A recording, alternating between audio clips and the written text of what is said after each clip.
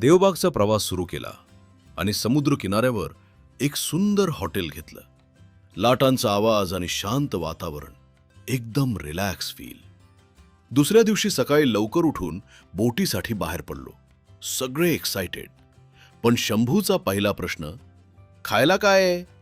तेव्हा कळलं, ट्रिपपेक्षा खाणं जास्त महत्वाचं.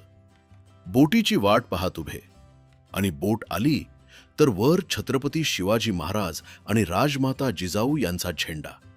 एकदम रॉयल फील.